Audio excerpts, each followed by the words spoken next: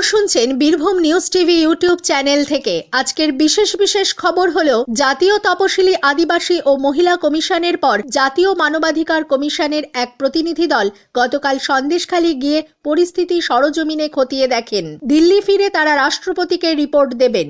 উত্তেজিত জনতার তীব্র ক্ষোভ বিক্ষোভে সন্দেশখালীর বিস্তীর্ণ এলাকা গতকাল আবারও উত্তপ্ত হয়ে ওঠে। পুলিশ গ্রামবাসীদের আটক করলে জনতা পুলিশ খণ্ডযুদ্ধ বেঁধে যায়। পরিস্থিতি সামাল দিতে রাজ্য পুলিশের ডিজি আবারও সেখানে গেছেন। নামানো হয়েছে র্যাব। মুখ্যমন্ত্রীর নির্দেশে চোপড়ার চেতনাগছে 4 শিশুর পরিবারকে গতকাল 2 লক্ষ টাকা আর্থিক সাহায্য দেওয়া হয়েছে। লোকসভা ভোট ঘোষণার আগে প্রধানমন্ত্রী আগামী 1 মার্চ রাজ্যে আসছেন। লোকসভা ভোটের প্রস্তুতি খতিয়ে দেখতে নির্বাচন কমিশনের এক প্রতিনিধি দল কলকাতায় আসছে 3রা মার্চ। কেন্দ্র মৎস্যজীবীদের মৃত্যুতে 5 লক্ষ টাকা সাহায্য দেবে বলে মৎস্যমন্ত্রী পুরুষোত্তম রূপালা জানিয়েছেন।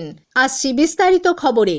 জাতীয় তপশিলি আদিবাসী ও মহিলা কমিশনের পর জাতীয় মানবাধিকার কমিশনের এক প্রতিনিধি দল গতকাল সন্দেশখালী গিয়ে পরিস্থিতি সরজমিনে খতিয়ে দেখেন। দলের 4 সদস্য ধামাখালী থেকে বোটে করে সন্দেশখালী পৌঁছে সেখানকার বাসিন্দাদের সঙ্গে কথা বলেন। নারী নির্যাতনের পাশাপাশি মানবাধিকার লঙ্ঘনের ঘটনা সম্পর্কেও খোঁজ খবর নেন। জেলা পুলিশ সুপার হোসেন মেহেদি রহমানের সঙ্গেও তারা বৈঠক করেন। এখনো পর্যন্ত সন্দেশখালী কাণ্ডে নারী নির্যাতনের কতগুলি অভিযোগ জমা পড়েছে, মানবাধিকার লঙ্ঘনের অভিযোগী বা কতগুলি, পুলিশ অভিযোগের কি ব্যবস্থা নিয়েছে, কতজনকে গ্রেফতার করা হয়েছে, এ সংক্রান্ত বিস্তারিত তথ্য তারা পুলিশের কাছে জানতে চান। মানবাধিকার কমিশনের দলটি গতকালই দিল্লি ফিরেছে। তারপর তারা সন্দেশখালী নিয়ে রাষ্ট্রপতির কাছে রিপোর্ট পেশ করবে বলে জানা গেছে। এদিকে উত্তেজিত জনতার তীব্র ক্ষোভ বিক্ষোভে সন্দেশখালীর বিস্তীর্ণ এলাকা গতকাল আবারও উত্তপ্ত হয়ে ওঠে। বেরমজুরে শেখ শাহজাহান ঘনিষ্ঠ তৃণমূল কংগ্রেস নেতা অজিত মাইতির বাড়িতে স্থানীয়রা ভাঙচুর চালায়। তাকে ও তার পরিবারের সদস্যদের ব্যাপক মারধর করা হয়। শাহজাহানের ভাই শেখ সিরাজউদ্দিনের আলাঘরে আগুন লাগিয়ে দেওয়া হয়। হামলা চলে তার মাছের ভেড়িতেও।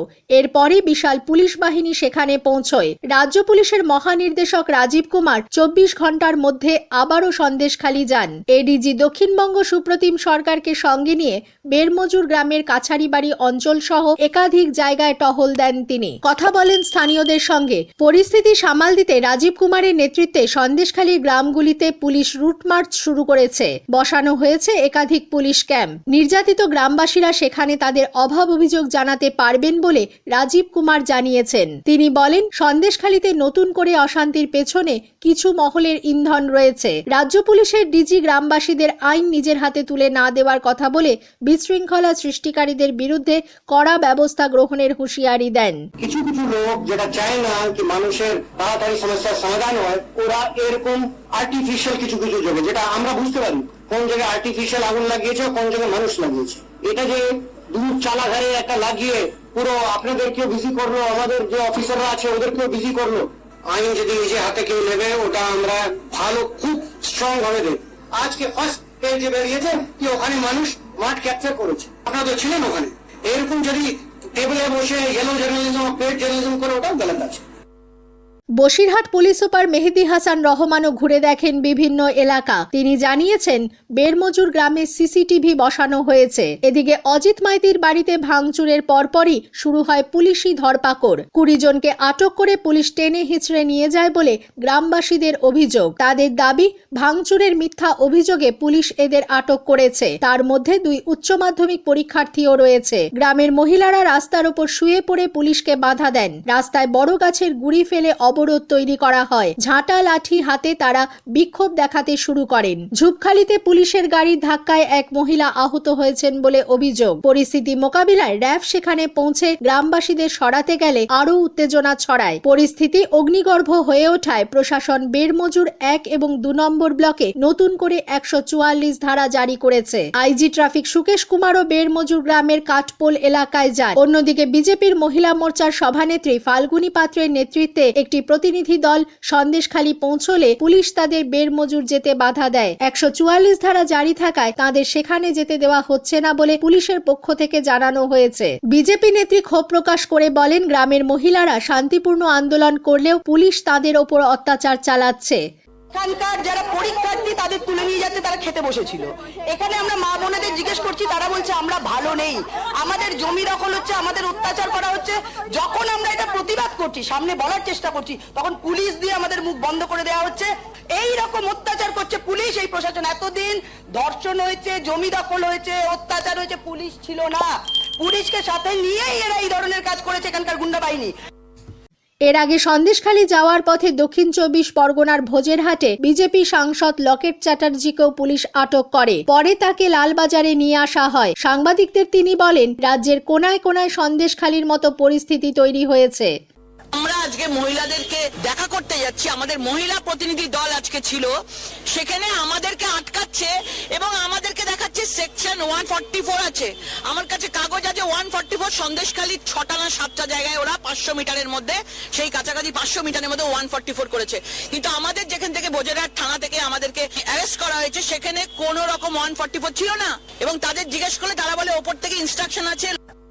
রাজনৈতিক ফয়দা তোলার লক্ষ্যে বিজেপি সন্দেশখালীতে অশান্তি তৈরি করতে চাইছে বলে রাজ্যের মন্ত্রী শশী পাঁজা ও চন্দ্রিমা ভট্টাচার্য অভিযোগ করেছেন। কলকাতায় গতকাল যৌথ সাংবাদিক বৈঠকে শশী পাঁজা বলেন, সন্দেশখালীতে যাদের বিরুদ্ধে অভিযোগ উঠেছে পুলিশ তাদের বিরুদ্ধে তদন্ত করছে, কিন্তু তা সত্ত্বেও বিজেপি নানাভাবে সেখানে গন্ডগোলের চেষ্টা চালিয়ে যাচ্ছে।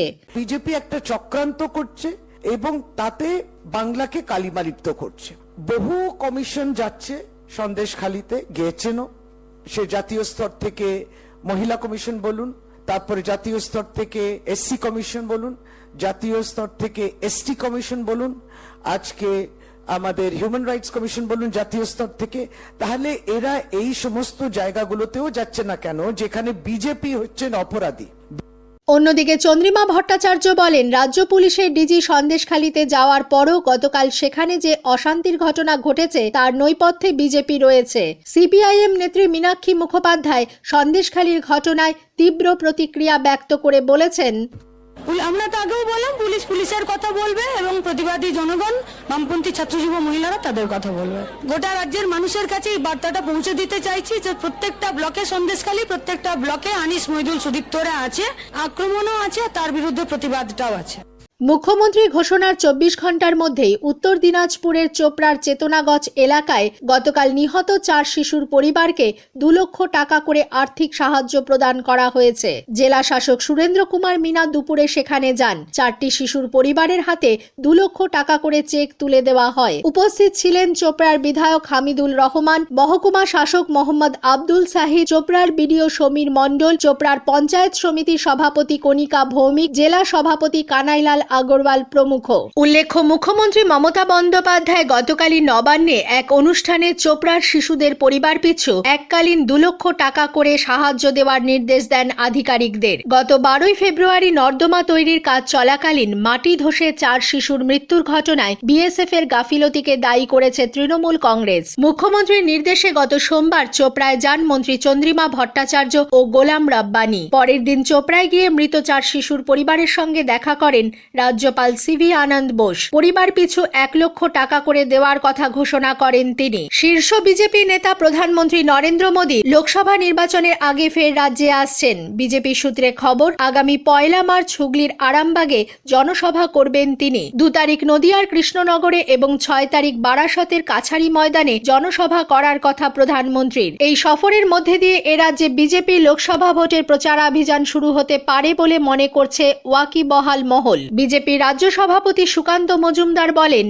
प्रधानमंत्री जी का टूर प्रोग्राम आया है, उसमें 1 तारीख को 2 तारीख को 2 दिन पश्चिम बंगाल में रहेंगे, ऐसा प्रपोजल आया है उनकी तरफ से।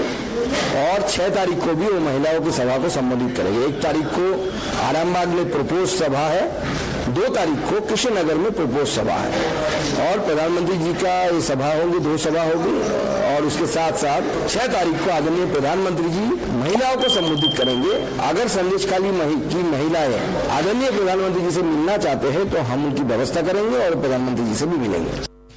রাজ্যে লোকসভা ভোটের প্রস্তুতি খতিয়ে দেখতে মুখ্য নির্বাচন কমিশনার রাজীব কুমারের নেতৃত্বে নির্বাচন কমিশনের এক প্রতিনিধি দল আগামী ৩রা মার্চ কলকাতায় আসছেন। এর আগে তাঁদের আসার কথা ছিল ৪ঠা মার্চ। নির্বাচন কমিশনের সচিব রাকেশ কুমার গতকাল রাজ্যের মুখ্য নির্বাচনী আধিকারিক আরিজ আফতাবকে লেখা এক চিঠিতে এই সফর একদিন এগিয়ে আনার কথা জানিয়েছেন। চিঠিতে বলা হয়েছে ৩রা মার্চ সন্ধ্যায় রাজীব কুমার মুখ্য নির্বাচনী আধিকারিকের সঙ্গে বৈঠক করবেন। পরদিন অর্থাৎ ৪ঠা মার্চ সকাল 9:30 থেকে 11:30 পর্যন্ত তাঁদের জাতীয় ও রাজ্য স্তরের স্বীকৃত রাজনৈতিক দলগুলির প্রতিনিধিদের সঙ্গে বৈঠকের কর্মসূচি রয়েছে। তারপর সন্ধে 7টা পর্যন্ত সবকটি জেলার নির্বাচনী আধিকারিক ও পুলিশ প্রশাসনের শীর্ষ আধিকারিকদের সঙ্গে তারা বৈঠকে মিলিত হবেন। 5ই মার্চ নির্বাচন কমিশনের দলটি প্রথমে রাজ্যের মুখ্য সচিব এবং পুলিশের মহানির্দেশক এবং এনফোর্সমেন্ট এজেন্সির কর্তা ব্যক্তিদের সঙ্গে মিলিত হবেন। পরে তারা সাংবাদিক সম্মেলন করবেন।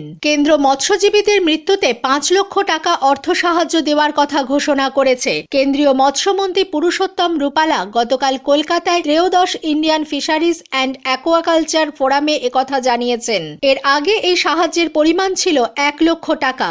প্রধানমন্ত্রী তা বাড়িয়ে 5 লক্ষ টাকা করেছেন।